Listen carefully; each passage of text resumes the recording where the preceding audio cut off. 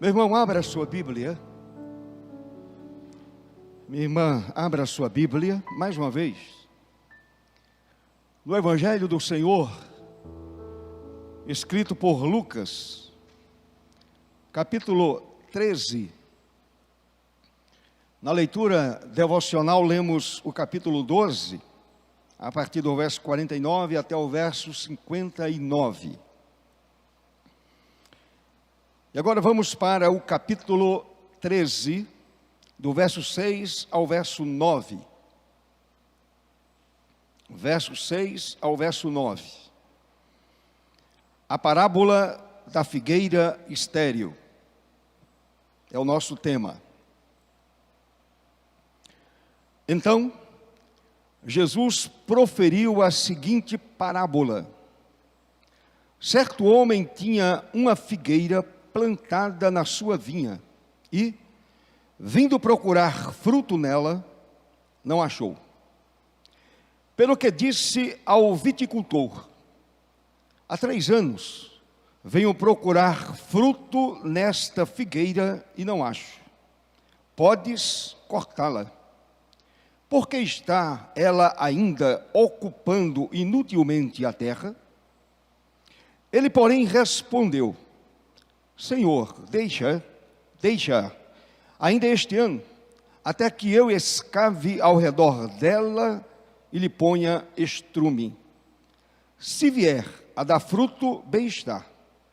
Senão, mandarás cortá-la.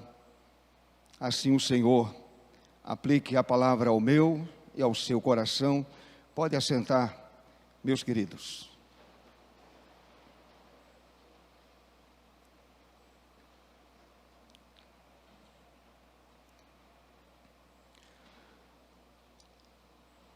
Senhor, nos deparamos com esta parábola da figueira infrutífera, estéril. E certamente haveremos de aprender algumas lições práticas para a nossa vida. Auxilia-nos. Ilumina a nossa mente. Abre o nosso entendimento. Abre o nosso coração e a palavra seja guardada. Mas não somente guardada, Senhor, ela seja vivenciada no nosso dia a dia. Assim oramos e agradecemos. Em nome de Jesus. Amém. Amém.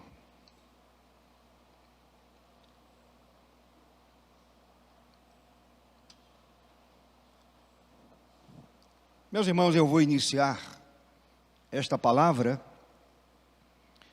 e certamente não a concluirei esta manhã.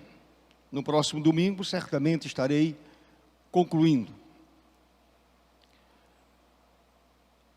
O Senhor Jesus, o nosso mestre por excelência, acabara de falar à multidão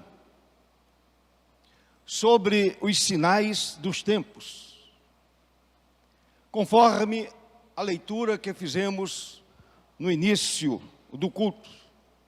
Capítulo 12, a partir do verso 54 até o verso 59, o Senhor fala sobre os sinais dos tempos. Alguns dos que ali estavam, judeus, certamente, aproximaram-se do Senhor Jesus para contar-lhe a respeito dos galileus, cujo sangue Pilatos misturara com os seus sacrifícios. Os sacrifícios que aqueles judeus estavam oferecendo a Deus, esse sangue do sacrifício ou dos sacrifícios, esse sangue foi misturado com o próprio sangue dos judeus que estavam oferecendo esses sacrifícios. Se você olhar para o verso 1 do capítulo 13, de 1 a 3, você vai encontrar exatamente esta verdade. Está escrito: naquela mesma ocasião, chegando alguns, falavam a Jesus a respeito dos galileus, cujo sangue Pilatos misturara com os sacrifícios que os mesmos realizavam. Ele, porém, lhes disse: pensais que esses galileus eram mais pecadores do que todos os outros galileus, por terem padecido estas coisas? Não eram.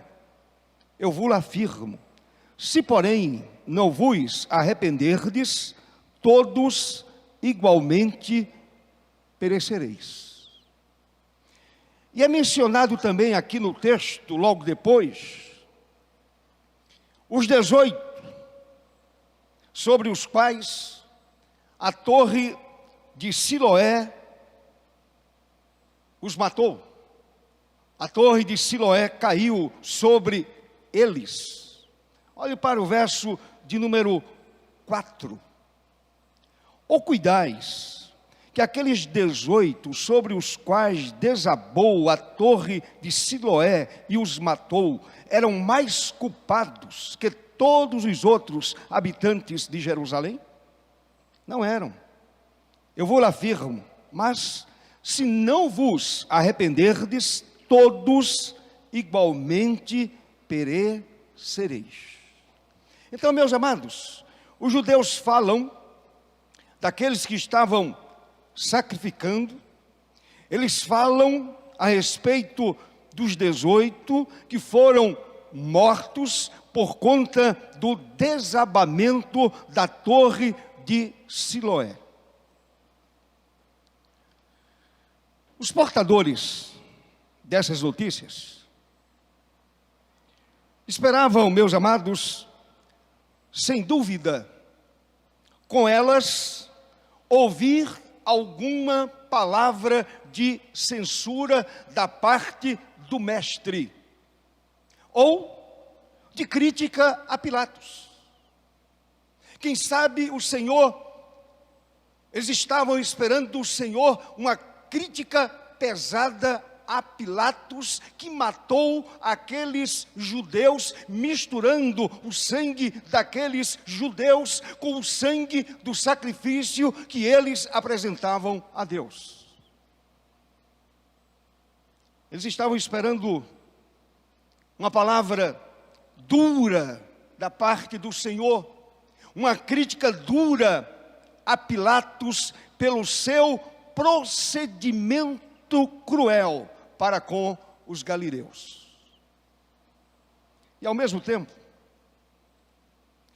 desejavam saber se Jesus concordava com eles, que a morte dos galileus e dos 18 que foram soterrados com o desmoronamento da torre de Siloé era uma espécie de punição ou punição merecida e justa por Deus aplicada àquelas pessoas. Será que Jesus vai concordar conosco? Aqueles galileus foram punidos por Deus.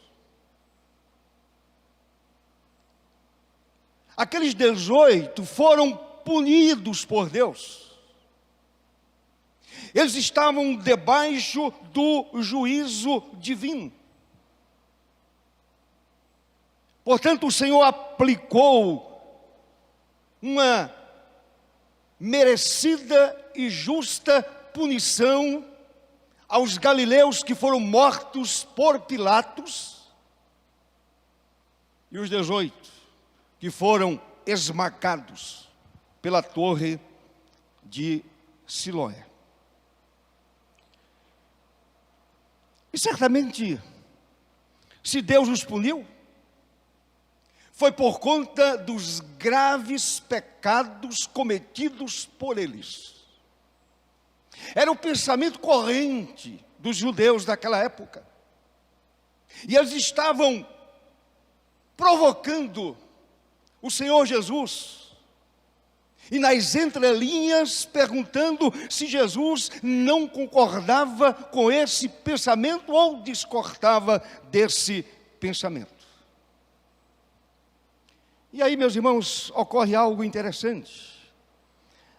Os judeus que pensavam desse modo estavam justificando a sua indiferença pelo sofrimento alheio. Pessoas totalmente indiferentes ao sofrimento do outro, ao sofrimento dos sacrificados, ao sofrimento da família dos sacrificados, o sofrimento dos 18 que foram esmagados pela torre de Siloé. Gritos apavorantes, alucinantes, terríveis. Aqueles que foram mortos por Pilatos. Imaginem, meus amados irmãos, a cena. Aquelas pessoas sendo mortas. Evidentemente, os soldados usaram suas espadas e adagas para assassinar friamente aqueles judeus que estavam oferecendo sacrifícios a Deus. Jesus, conhecendo-lhes as intenções ocultas, os pensamentos ocultos, o Senhor responde com relação aos galileus. Se você olhar para o verso 3, capítulo 13, verso 3, pensais que esses galileus eram mais pecadores do que os outros galileus? Vocês estão imaginando que esses galileus eram piores do que os outros? Mais pecadores? Mais afastados de Deus? Vivendo a própria vida?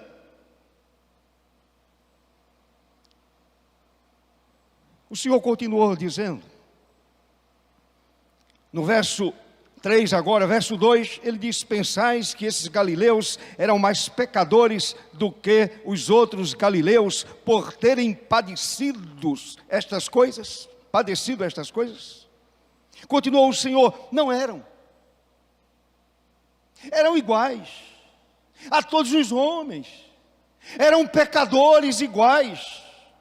Não eram, eu vos afirmo, se porém não vos arrependerdes, todos igualmente perecereis. O Senhor nivela todos os homens. São iguais. Aos olhos de Deus são iguais. São pecadores. Todos os homens são pecadores. Meus irmãos, das solenes advertências de Jesus aos pecadores, daquela notícia tão trágica a respeito dos judeus que estavam sacrificando e foram mortos por Pilatos, e aí o Senhor traz à memória deles, os 18 que foram esmagados pela torre de Siloé. Não se deve concluir que ele, Jesus, não reconhecesse que em muitos casos a rebelião de certas pessoas, ou mesmo de um povo contra Deus, pode resultar nas mais severas manifestações da justiça divina. Cito 2 exemplos. Vocês conhecem os filhos de Arão, Nadab e Abiú. Basta você olhar para Levítico, capítulo 10, 1 e 2. Pegaram os incensários, acenderam o fogo e apresentaram fogo estranho a Deus. E o Senhor os puniu com a morte. Quantas vezes o povo de Israel foi punido severamente pelo Criador? Todas as vezes que o povo se desviava do caminho do Senhor, aquele povo era chamado ao arrependimento. E quando não havia arrependimento, a justiça divina caía sobre o povo de Israel. Outro exemplo. Lembram de Ananias e Safira, já no Novo Testamento? Porque há muita gente que pensa o seguinte: o Deus do Velho Testamento é um Deus violento, matador de gente.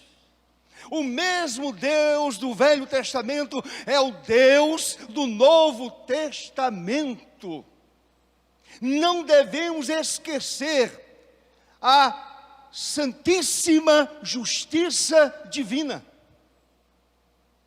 Jamais devemos esquecer a santidade de Deus. Ele ama todos os pecadores. Ele ama os seus eleitos. Ele ama seu povo. Ele ama a sua igreja. Todavia o Senhor abomina o pecado. Ananias e Safira queriam aparecer diante da igreja como bons ofertantes. Vamos vender uma propriedade e estaremos oferecendo o resultado da venda ao Senhor. Venderam por um montante e apresentaram outro montante. O Senhor nunca exigiu deles todo o dinheiro. Aliás, o Senhor não precisa do dinheiro de ninguém. A Bíblia diz que o Senhor é dono do ouro e da prata.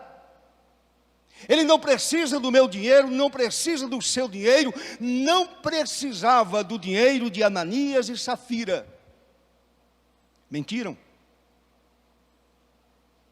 Morreu o marido e logo depois morreu a esposa. Eu poderia continuar citando outros exemplos. Acho que basta. Os irmãos já entenderam que Deus é justo, justíssimo. Lembram de Davi? Pecou e foi punido severamente por Deus.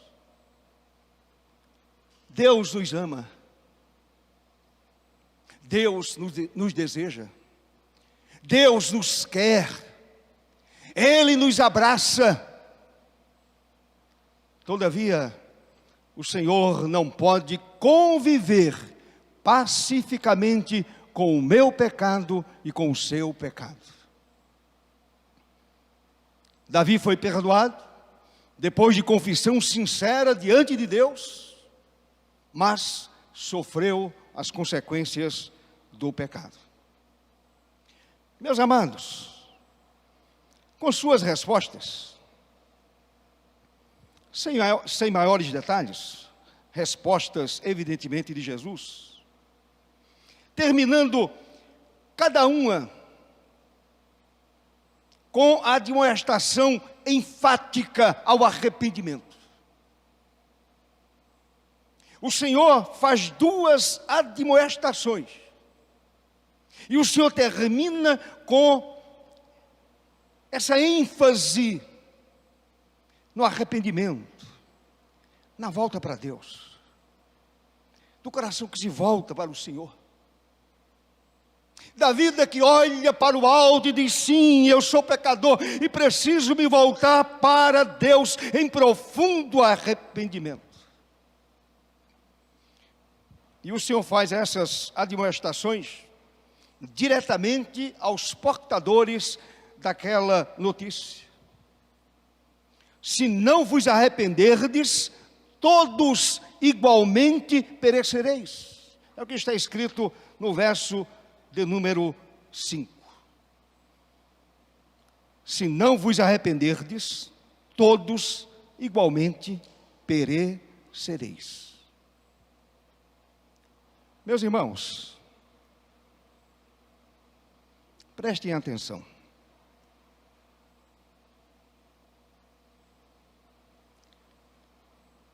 O nosso Senhor, o nosso bendito Salvador, o Senhor da igreja, o meu Rei, o meu Cristo, o Senhor da minha vida, aquele que mudou a história da minha vida, o Senhor tinha em vista levá-los a reconhecer que não eram menos pecadores do que as pessoas que foram vitimadas por aqueles trágicos acontecimentos. Infelizmente,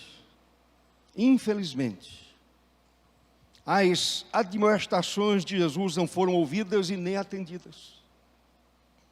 Aqueles que estavam diante do Mestre, ouvindo as suas palavras, não levaram em consideração a admoestação do Senhor e Salvador Jesus Cristo.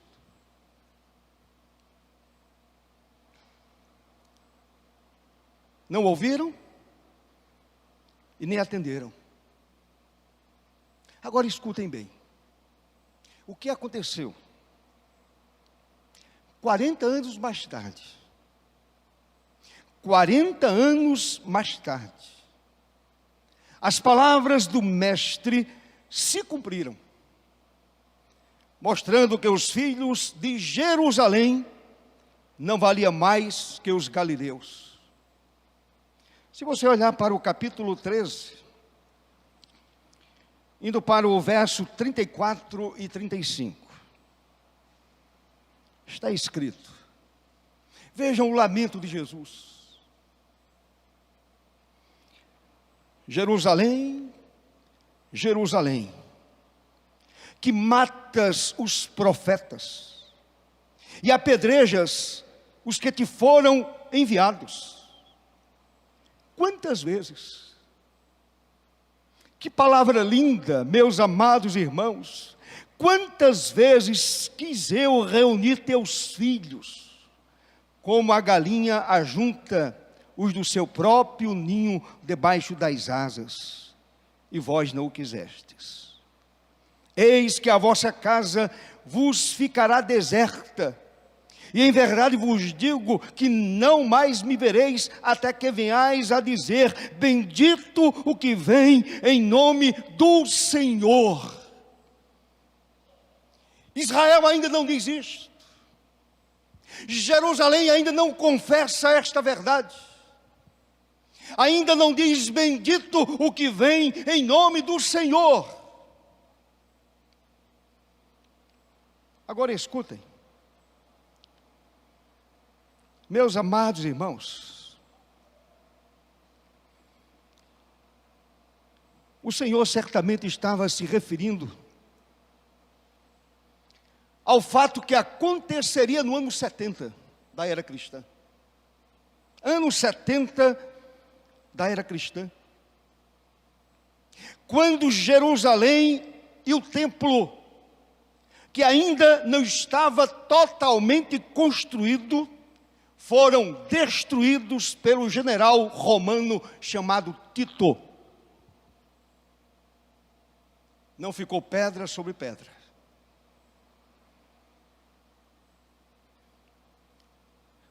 a mortandade de judeus. E quando eu li, eu fiquei, meus irmãos, pensando naquela tragédia. A mortandade de judeus foi tão grande que o sangue corria pelas ruas, ao ponto de cavalos não se poderem firmar em pé.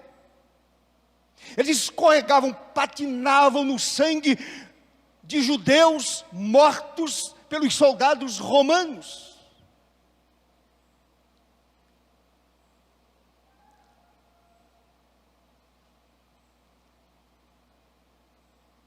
Eu lembro o que aconteceu na França, muito tempo depois, quando o sangue de cristãos escorria pelas ruas de Paris.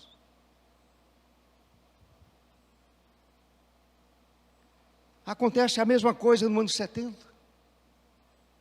Aquilo que o Senhor havia dito se cumpre literalmente na vida dos judeus. Se cumpre na cidade de Jerusalém. Meus irmãos, isto posto, começaremos a pensar sobre esta parábola, comentando ligeiramente os seguintes fatos interessantes e sugestivos relacionados com a figueira. Esse é o pano de fundo. E depois o Senhor começa a falar sobre a figueira estéril.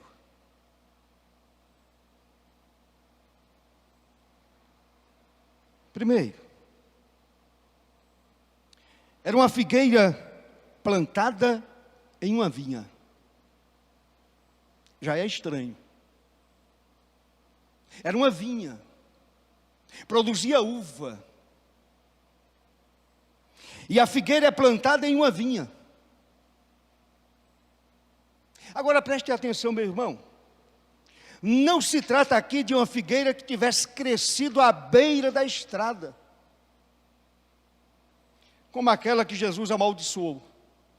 Estava à beira da estrada e o Senhor a amaldiçoou por não ter encontrado nela senão folhas. Não encontrou fruto, não encontrou figo, encontrou apenas folhas. E a maldição do Senhor foi esta: nunca mais nasça fruto de ti. E o texto continua: e a figueira secou imediatamente. Maldade de Jesus? Um coração perverso? Não se preocupava com a natureza criada pelo seu pai? É claro que não.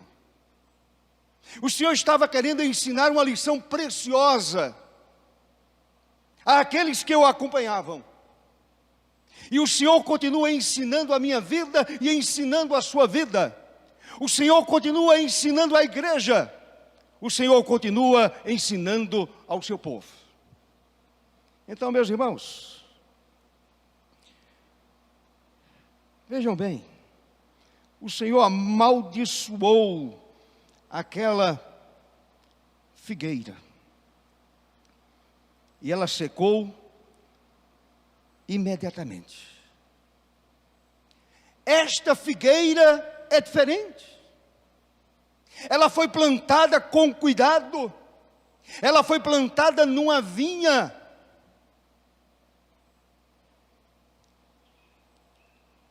A figueira desta parábola é uma figueira grandemente privilegiada. Não só por ter sido plantada em uma vinha, terra onde se plantam videiras, mas por ter ficado sob os cuidados do próprio viticultor, o agrônomo. o engenheiro agrônomo, cuidando daquela figueira. O dono da vinha disse: cuide dessa figueira, sendo cuidada pelo próprio viticultor. Observe o que disse Jesus, no verso 6. Observe. Então Jesus proferiu a seguinte parábola: certo homem tinha uma figueira plantada na sua vinha, e vindo procurar fruto nela, não achou.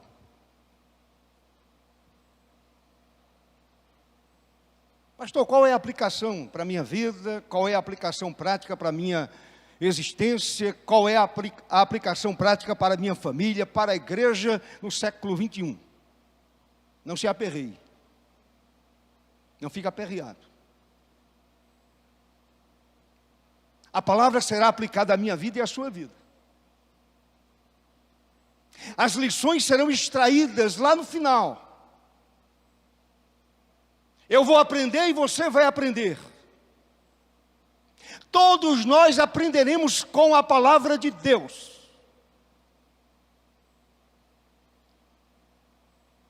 Não é com a minha verdade pessoal. Até porque eu não tenho nenhuma verdade pessoal. A gente aprende com a verdade de Deus. A gente aprende com a palavra de Deus. A gente aprende com a revelação escrita de Deus.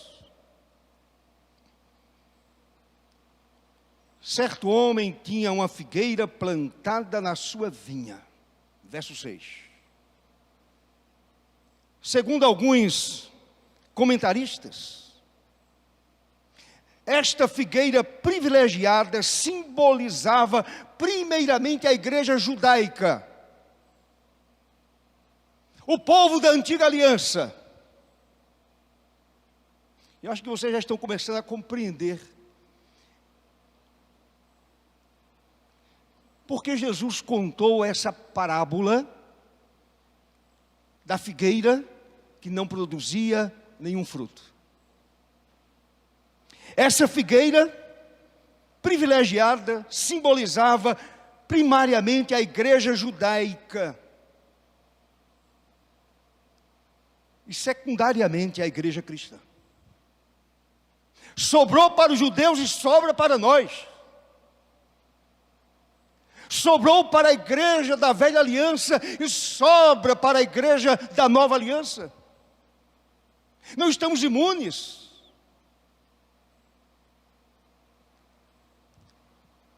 A vinha, segundo alguns comentaristas, a vinha em que ela foi plantada representa o mundo. O Senhor da vinha e da figueira é Deus. O Senhor da vinha e da figueira é Deus. E o viticultor, sob os cuidados de quem estava à figueira, é Jesus Cristo. Meus irmãos, essa é a primeira lição que nós extraímos a respeito dessa figueira estéril. Eu vou terminar com o segundo ponto. Eu quero que a igreja aguce a curiosidade, porque no final a gente vai fazer as aplicações necessárias. No final, na conclusão. Segundo, era uma figueira da qual se esperava muito fruto. Terra boa, adubada, plantada numa vinha, cercada de cuidados. O viticultor estava pessoalmente cuidando dela. Uma figueira como aquela, plantada em uma vinha, portanto, em terreno fértil, numa terra preparada e cuidada pelo próprio viticultor. Era de se esperar era de se esperar que no tempo próprio o dono viesse colher os frutos e os encontrasse em grande quantidade para a alegria dele e do viticultor que cuidava dela com tanto carinho. Ele esperava colher figo, ele esperava colher o fruto, ele esperava levar para casa figos maduros, doces, figos bons.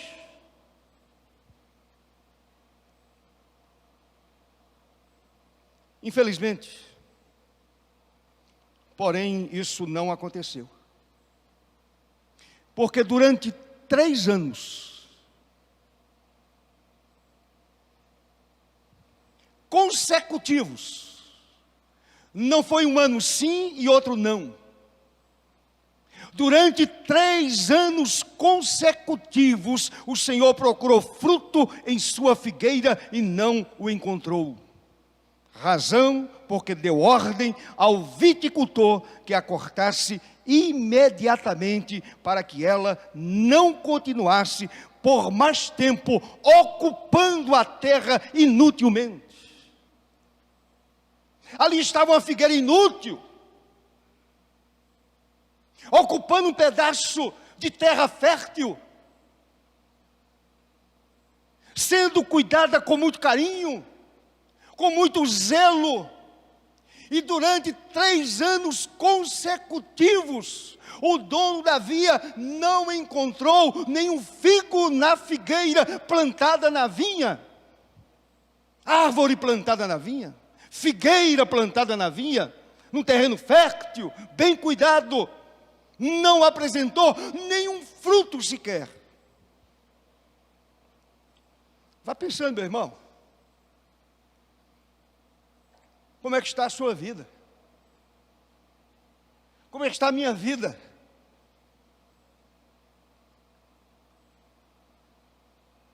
Será que o Senhor está encontrando figo na minha vida? Ou apenas folhas? Tem gente que apresenta fruto, outras pessoas apresentam somente folhas. Enéas Tonini, um pastor batista do século passado, escreveu um livro interessante, Folhas e Frutos. Essa figueira, eu não sei nem se apresentava folhas. Fruto não apresentou, durante 3 anos consecutivos. Olhe para o verso 7. Pelo que disse ao viticultor, há 3 anos, a paciência do dono da vinha. Há 3 anos venho procurar fruto nesta figueira e não acho. Não acho. Podes cortá-la. Porque está ela ainda ocupando inutilmente a terra? Mas o viticultor, ao receber a ordem de cortar a figueira, intercedeu a favor dela junto ao Senhor, dizendo-lhe, verso 8 e 9, Senhor, que ela permaneça ainda este ano. Era o 4º ano. Que ela permaneça aqui no terreno ainda este ano, até que eu escave ao redor dela e lhe ponha estrume. Ela estava sendo bem cuidada, muito bem cuidada. E o viticultor diz, eu vou ainda cuidar mais ainda, até que eu escave ao redor dela e lhe ponha estrume. Se vier a dar fruto, bem está, se não, mandarás cortá-la.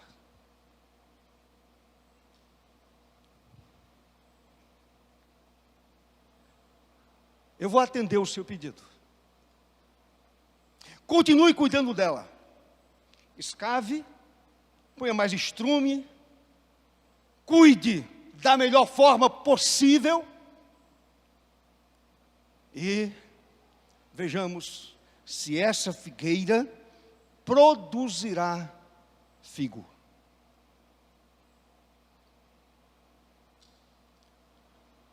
Senhor, se ela não produzir nenhum figo, que seja cortada. Isso não incomoda?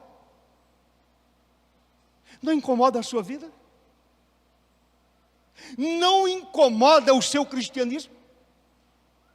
A sua maneira de viver? Não desperta a sua mente?